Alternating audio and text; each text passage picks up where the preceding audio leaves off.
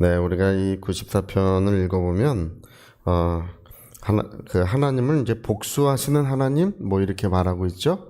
예, 복수하시는 하나님이요. 복수하시는 하나님이요.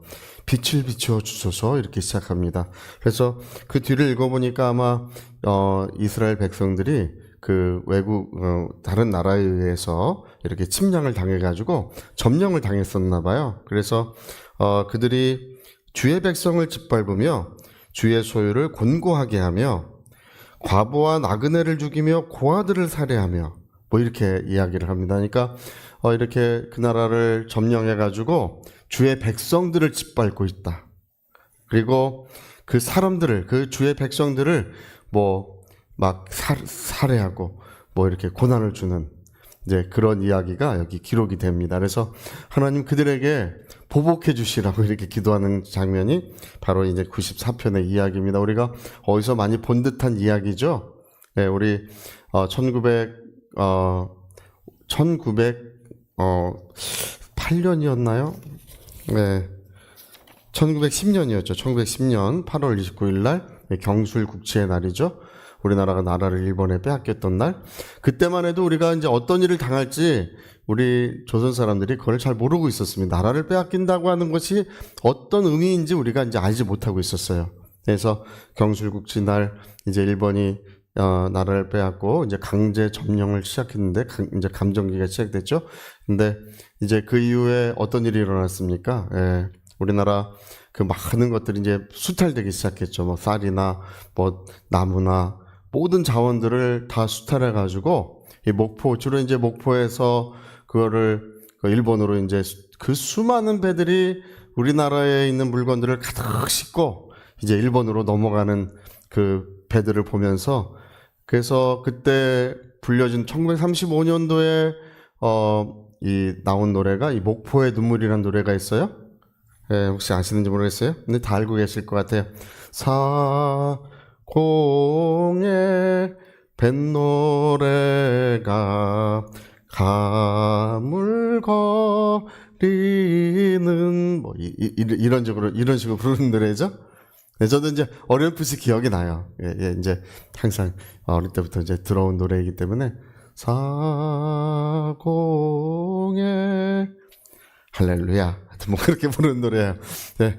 그래서 그게 이제 왜 목포의 눈물이라고 그 노래를 졌냐면 그 수탈당하는 조선인들의 서러움을 그 제목에 붙인 것이다. 그렇게 이제 알려져 있습니다. 그래서 그 많은 것들이 이제 우리 조선인들은 이제 굶주리고 여러 가지 어려움이 많이 있는데 그것들이 전부 그 빼앗아가는 것 때문에 이제 그런 노래도 지어지기도 했고요. 그것이 이제 뭐 사실은 그 큰 일이 아니었습니다. 나중에는 이제 우리나라의 그 젊은 처녀들, 이제 처녀라고 할 수도 없어요. 우리 이제 위안부 문제는 12살에서 주로 16살까지입니다.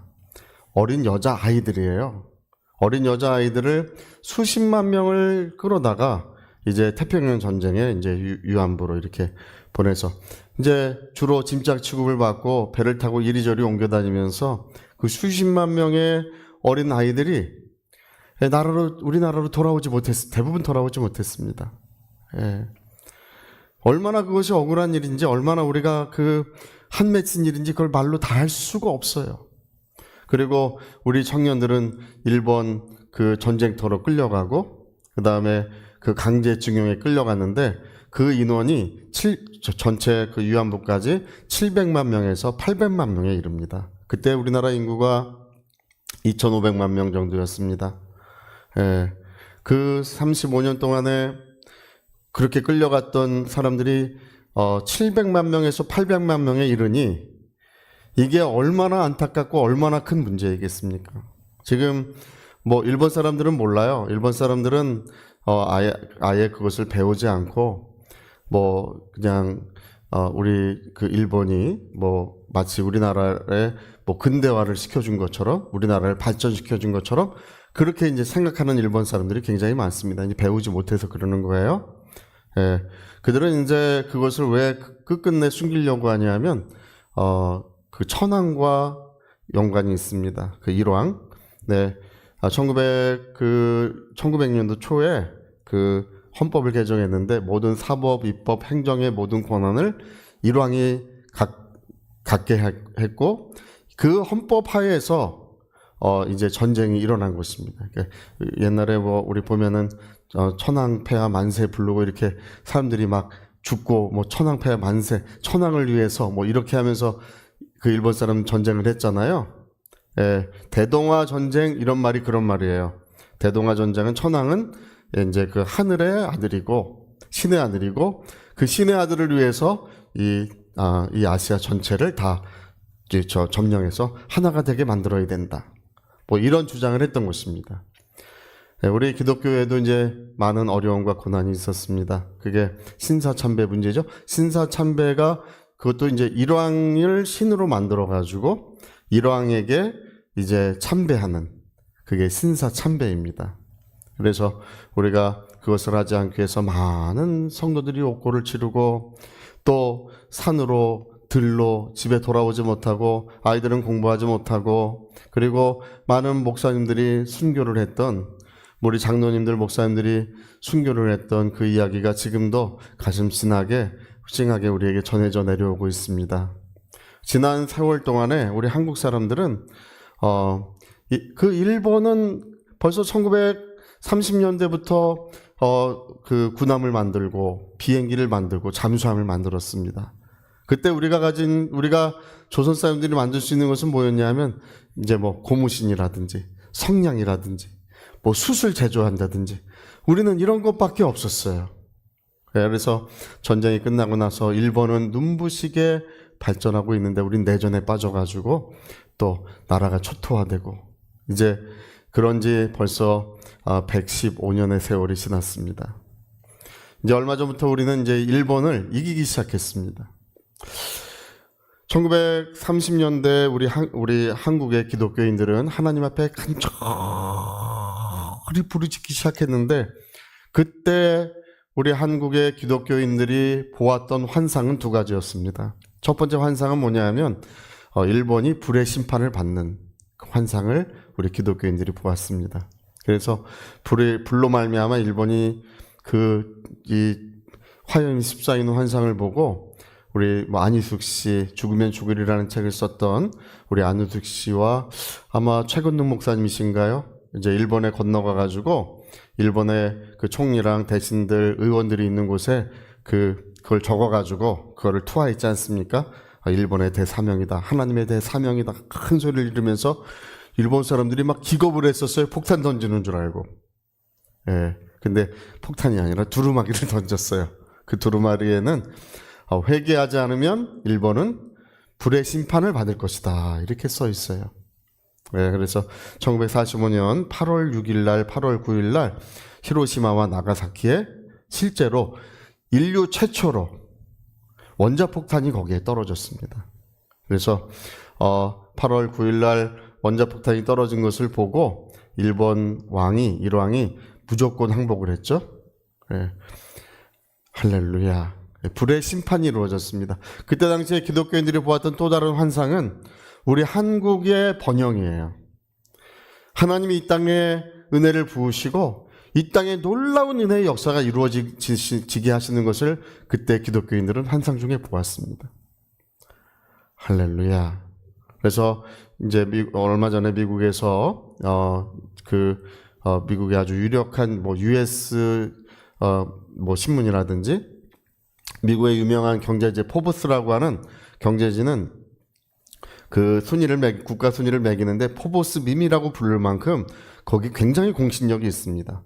포브스 밈이라고 부를 만한 그런 공신력을 가진 그 기관에서 우리나라를 국가 영향력 제6위로 우리를 선정을 했습니다. 할렐루야. 네, 우리나라가 6번째 국가예요. 이 세상에서 영향력 있는 나라 6번째입니다. 그래서 미국, 그 다음에 중국, 그 다음에 러시아, 그 다음에 독일, 그리고 영국, 그리고 우리나라예요. 그 다음에 프랑스, 일본. 프랑스, 일본을 이제 우리나라가 제쳤습니다. 그리고 군사력 순위는 이제 5번째로 꼽혔습니다. 근데 군사력 순위는 뭐 우리 알고 저는 미국, 영국, 러시아, 인도 이 나라들은 우리가 앞으로도 군사력 순위는 이길 수가 없습니다. 왜냐하면 그 나라는 자원도 많고 워낙 그 강력한 그 인구가 많은 나라이기 때문에 우리는 이제 작은 국가인데 군사력 순위가 5위에 꼽혔어요. 우리가 지난 세월 동안에 우리 한국 기독교인들이 그렇게 기도하고 그렇게 하나님의 은혜를 구하면서 이제 우리가 일본은 이겨야 된다. 예, 우리 아무런 힘이 없는 나라였지만 그래서 예전에 축구를 해도 다른 데는 다 져도 일본은 이겨야 된다. 뭐 그랬잖아요, 그렇죠? 예, 그 축구 예전에 박정희 대통령 때 그 이야기가 있더라고요. 한일전 하러 가는데 우리나라 국가대표팀 감독이 지면 다 현해탄에 빠져 죽겠습니다. 그러고 가요. 일본에 가서 축구를 하는데 지면 그냥 현해탄에 다 빠져 죽겠습니다. 뭐 이러고 가서 죽어라 뛰고 뭐 죽어라 하는 거예요. 그래서 지금 이제 우리나라가 일본을 앞지른 모든 분야에서 뭐 스포츠 분야라든지 문화라든지 뭐 기술 혁신이라든지 모든 분야에서 일본을 다 앞지르기 시작했습니다. 예. 이런 일이 어떻게 가능한지, 이런 일이 어떻게 일어날 수 있는지 우리는 알 길이 없습니다. 그러나 하나님께서 우리를 번영시켜 주신 은혜가 이루어지게 하신 것입니다. 오늘 여기 보복하시는 하나님, 복수하시는 하나님 이렇게 나오는데 이 복수라고 하는 이 말은 원래 보응하신다는 뜻입니다. 보응하시는 하나님, 심은 대로 거두게 하시는 하나님. 그래서 그들에게 하나님께서 그러한 심판도 내리시고 또 이런 억울한 우리의 마음, 머물져 있는 우리의 그 한을 하나님께서 풀어주시고 달래주시는 이야기, 그런 원통함을 풀어주시는 이야기가 이제 우리 지난 세월 동안 이 땅에 하나님의 은혜로 아름답게 이루어져 왔습니다. 그리고 이제 지금은 우리나라는 이제 저 섬 동네까지 교회가 세워지고 찬송가가 울려 퍼지는 그런 나라가 되었습니다.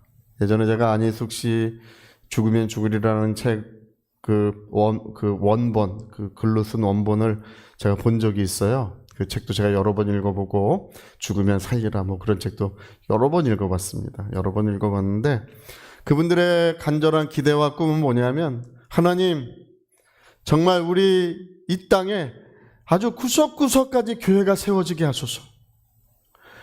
정말 하나님 예배하는 민족이 되게 해주소서. 그렇게 얼마나 부르짖어 기도했는지 몰라요. 1976년인가 이제 안희숙 씨가 80년 되기 전에 미국에 갔다가 이제 우리나라를 이제 그 비행기 타고 오는 길에 보니까 이제 십자가가 있는 그 십자가가 많이 세워져 있는 그런 나라를 보고 예배하는 나라. 할렐루야. 예. 그래서 이 세상에서 가장 밝고 아름답고 성령 충만한 교회들이 바로 우리나라에 세워져 있습니다. 예. 지난 2000년 기독교 역사에 가장 수준 높은 교회가 바로 우리나라에 세워져 있습니다. 그것이 하나님의 은혜로 이루어져 있는 줄로 믿습니다. 그래서 여러분 여기 복수하시는 하나님 이렇게 나오지만 원래는 보응하시는 하나님. 눈을 지으시니가 어찌 보지 아니하시며 귀를 지으시니가 어찌 듣지 아니하시랴.